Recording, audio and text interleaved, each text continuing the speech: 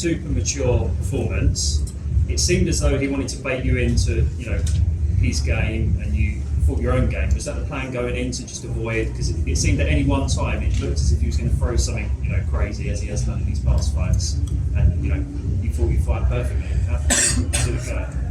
Yeah, went to plan. I wanted there's two words that was key for me tonight. It was focus and intent. So I wanted to always look like I've got intent. I wanted to be fainting him up, super focused. With the guy as explosive as Lando, as you've seen in his last fight against Brazier, you can't switch off, not even for a second. So I felt like I stuck to the game plan, and the corner just said to me that I did everything right, but I just felt a bit rusty personally. I know I've got more to give, but I haven't been in there for 2 years. Again, they're saying it's in my head, but you know what, man? I was just so excited to just be back, and the crowd was amazing, man. Like, just buzzing, boys. Thank you. Was that a game plan coming in to maybe outdo him on the cardio? Because it seems you definitely took over the last 2 rounds. Listen, mate, I've got some work rate on me, man. I work hard, man. I have to, man. I've seen the guys that I train with Renegade, they're all half my age, so I have to work double hard. Like, I have to keep fit, on it, conditioned. And do you know, I've been out 2 years, COVID, surgery on my leg, a major surgery. This would have finished a lot of people what I had. So I've kept on, man. I haven't stopped. So when I couldn't do anything with my legs, I was just working, upper body stretching. I just kept busy, and just paid off tonight. I outworked him, and I'm just happy to be back. Fantastic victory, big man. It looked like the overhand right couldn't miss. I saw Paul Cantor's reminiscent of Floyd in there. You were killing it. Shout out to your dog, Missy. I saw you boxing videos. And hypnotherapy, right? You had a hypnotist. How did those feed into this performance? Because it was immense.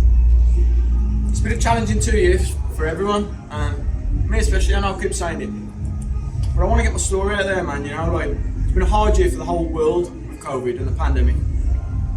But on top of that, preparing for a fight in Milan. Be careful here, I'll get emotional. Preparing for a fight, I was meant to fight Chris Bumgarner in Milan 3 weeks out. I tore completely my ACL and MCL.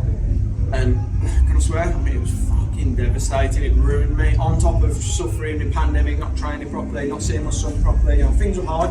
So, Richard Hart, the English hypnotist, helped me a lot with my mind preparation and staying on top of things.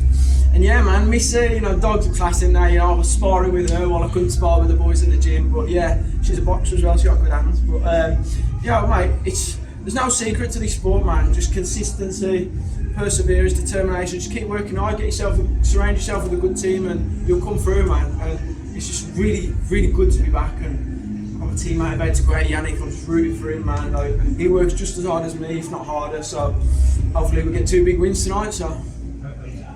Easy, man. Congrats on the win. Thank you. You're having a lot of success, like stuffing his takedowns. Did he bring anything that was like a bit unexpected, or anything you had to kind of get around, or was that the game plan? I'm